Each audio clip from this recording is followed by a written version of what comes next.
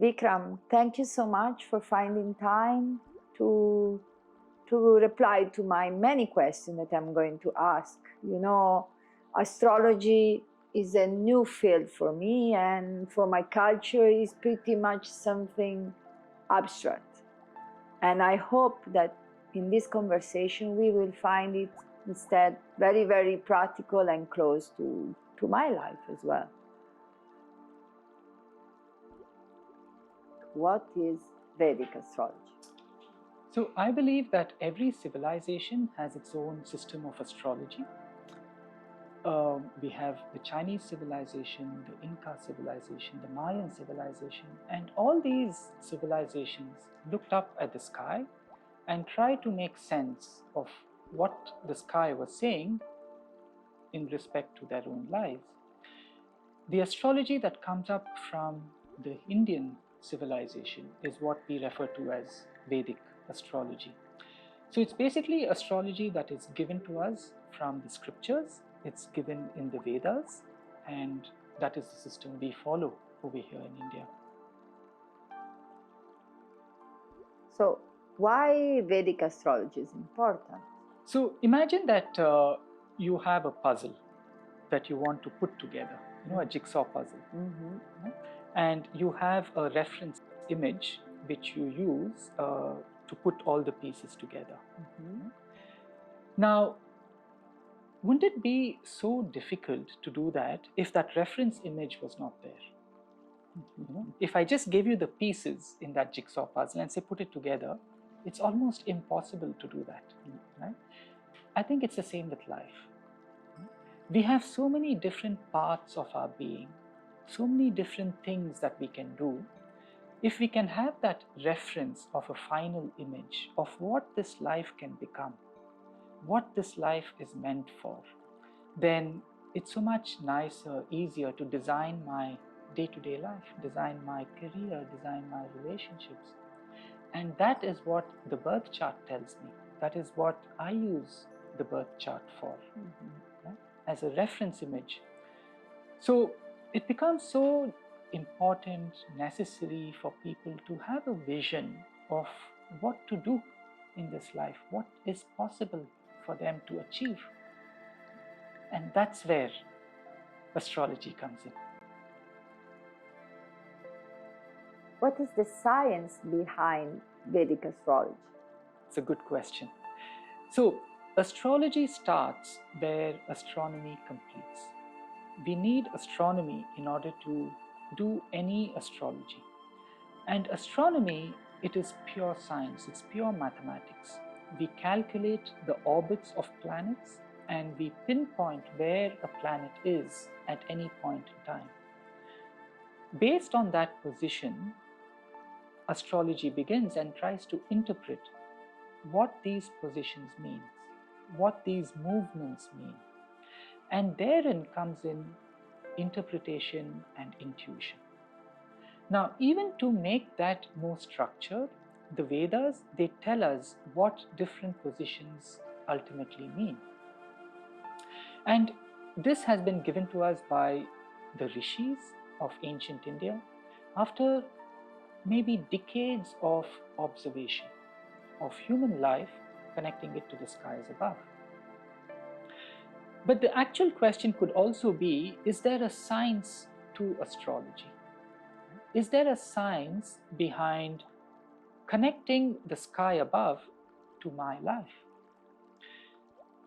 Well, if you look at modern day physics, quantum physics for instance, there's a theory called quantum entanglement, which basically says that every atom in my body is connected to an atom in a distant star. If this atom vibrates, that atom there is also vibrating at the same instant, in the same fashion. It's unimaginable to say that distance doesn't matter, time doesn't matter, we are connected. We are connected to those distant stars. And astrology is basically trying to understand that connection between the stars and my own life.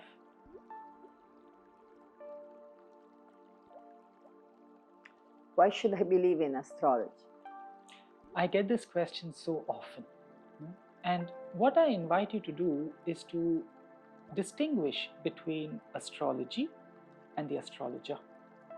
They are two different things. It's like saying the science and the doctor. The science is perfect, the doctor can make a mistake. It's the same with astrology. Astrology is perfect. The astrologer can make a mistake. We have a long way to go. So I always say, sit with whatever comes up in a reading, because there may be another way to interpret it. There's another way that it's manifesting in your life. Another astrologer may have a very different way of interpreting the same birth chart. It's very similar to saying the blood report, which is interpreted by two different doctors. The blood report doesn't change, but the interpretation may change. So we can actually rephrase your question to saying, why should I believe in the astrologer? And that's a valid question. Try a different astrologer. But astrology, given that it has come from the Vedas, I have my faith in it, because it's the same scriptures that has given us the Bhagavad Gita, that has given us the Sankhya philosophy, and the same authors are the ones who have given us Vedic astrology.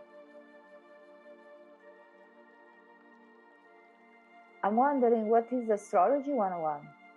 Astrology 101 is my one-year program for those who want to study astrology. Initially, when I started teaching astrology, it was short courses. I started with weekend workshops, it became month-long workshops, it became a few month workshops. But I felt I was not doing justice to the subject, so I started with a one-year program. And that has become a 4-year program, of which Astrology 101 is the first foundational year. So in this program, I cover the 4 pillars that I consider very important for understanding the birth chart. One is astronomy, which is the foundation for astrology. In astronomy, we study the planets and stars. Mathematically, how can we derive the positions of the planets and stars? So this is a science in itself. And once we get the planetary positions, we move into astrology. Right? So the 101 program, it covers the basics of astrology. We do the elements a lot in depth. We do the modalities, dualities, and the planets. That's the second pillar, astrology. The third pillar is that of Indian philosophy. I believe that understanding the core concepts of Indian philosophy helps me when I interpret a chart. Right now, we know many of these concepts, but we don't bring it into astrology. It's treated as a separate field of study, a separate area by itself. So that is the third. The fourth is Indian mythology. The Vedas and Puranas are rich with stories, and each of these stories, they help me when I interpret a planet or interpret a sign in the chart. They have layers and layers of meaning, and that helps me to better understand the person. But I need to know which story to use for which planet, or which story to use for which person. So, 4 pillars: astronomy, astrology, Indian philosophy, and Vedic mythology. And in the one-year program, we cover the basics of all these 4. How long is the course? So this is a one-year program. Right? We are going to start in the middle of April, and it will go on till April of next year. What time commitment is required? So this is an online program. So the time commitment will be 2 hours a week for the classes, and this will be either on Friday, Saturday, or Sunday. We will decide together as a group. But apart than this, I expect my students to spend at least 2 hours in a week on self-study. And this self-study is not about reading other books or watching YouTube videos. Rather, I'll be assigning reflection prompts. So you sit with the prompt, you sit with your chart, and you reflect on your own self as a process of self-discovery. But apart than this, there are also the 5 retreats. These retreats will be in person. They are optional, but I highly recommend that you join them. And these will be Friday check-in and Sunday check-out. So that will be around 2 days or so, 2.5 days. Why should I sign up in your course? So this program that I've come up with is for someone who wants to explore their own personality through the lens of astrology. There are so many ways we can discover ourselves. I can discover myself through a process of meditation. I can discover myself through the work I do. I can discover myself through relationships. This program, you'll discover yourself through your birth chart. With me, it's going to be very hands-on, but it's going to be a lot of self-introspection and reflection, along with games that will make the learning process a lot more fun. There will be different kind of in-person activities that will make the whole subject light, and fun in nature. What are the main benefits from completing this program? So this will give you the foundations in those 4 pillars I was telling you about: astronomy, astrology, philosophy, Indian philosophy, and Vedic mythology. And this becomes the starting step for subsequent study if you want to go deeper into astrology. And what I mean by deeper is that there are different branches in Vedic astrology that you can explore. Right? And this becomes the foundation for all those different branches. So there is the KP system, there is the Jaimini system, there is Prashna Shastra, all different facets, different branches of Vedic astrology will open up for you. This is on the technical side. But apart than that, this is a program of self-discovery. This is a program that will teach you how you can interpret your own birth chart without having to go to an astrologer, where you can understand yourself much better, giving you a different perspective through the lens of Vedic astrology. When I complete the program, will I get any certificate? Yes, you will get a certificate, and this will be necessary for continuing your study with me. But the 1-year program, one of my requests is that you do not read the charts of other people. So even though you get a certificate, even though you are learning astrology, we will be focusing only on your chart. In the 2nd year, we experiment with my chart. I give you my birth details and I ask you to give me 3 sessions. And based on how that goes, then we'll see if you are ready to read the charts of other people. Basically, this gives you a lot of power in understanding lives of people, and we need to learn to use that responsibly. Who is Vikram and his background knowledge? My background is in economics. I studied in Australia. I did my economics and statistics from a university in Brisbane. And then I started studying astrology when I came back to Bangalore. And my background is in business and in management. So I have worked in different capacities. I've had my own startup. I've worked in a family business. I have taught in high schools. I have worked for a multinational corporation. And very recently, I did my master's in data science from the Indian School of Business. And I got the gold medal for my batch. And after that program, I started working as a data scientist. But what I've noticed is across the past 20 years, I have done so many different kinds of work, but astrology has been the one constant in my life. I have changed cities, I have changed career, I have changed hobbies, but astrology has just stayed with me. And even with astrology, it has become more and more deep and more connected to the different branches of Indian Vedic thought. And yeah, that's where I am today, exploring astrology in its depth. What inspired you in creating this Vedic astrology workshop? What inspired me? Oof. Okay. So initially I used to teach short courses. It was weekend workshops, it was month-long workshops, but I felt I was not doing justice to the subject. And I started going into the details of how I can bring out the subject in more depth for my students. And that's what led to the one-year program. But if I just think back about it, there was, out of the blue, I got a request from one of my students who was not a student at that time, and she asked for a one-year program.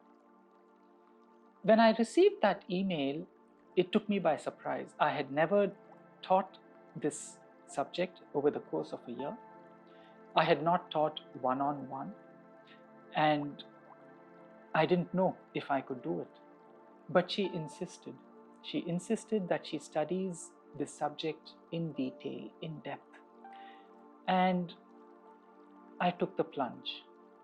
I said, this is what is showing up in my radar at the moment.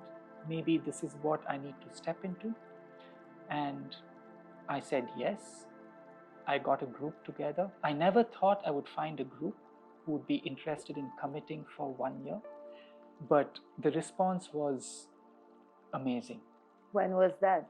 This was 3 years ago. And I started the program, and it gave me so much fulfillment in addressing the subject in depth and taking the time to explore all facets about these different topics, that I fell in love with it. I fell in love with the mode, the duration, and even the kind of students I attract, because they have to be committed in the long run. It made a big difference. And those students continued to the second year, and now the second year is almost completing, and they will continue to the third year. And now I decided to offer the first year again. What inspired you to start teaching astrology? Yeah. So I remember when I studied astrology, it was a 2-year program after I finished university. And there was a shortage of teachers in the same institute that I was studying in. And they approached me and they said if I would like to fill in for another teacher. And the subject they gave me was mathematical astrology, all the mathematics behind, the birth chart. I said, okay, let's try it. And I taught 2 semesters. And I remember that over the course of the institute, my students, one in each semester, got full marks for the mathematical astrology. And that was the only time in the history of the institute that a student had topped the subject. For me, that was a sign that, okay, this is something that I can pursue as a hobby. And that's how it all started, just by filling in for a teacher, and it became a passion. It became my profession, and now it's my life.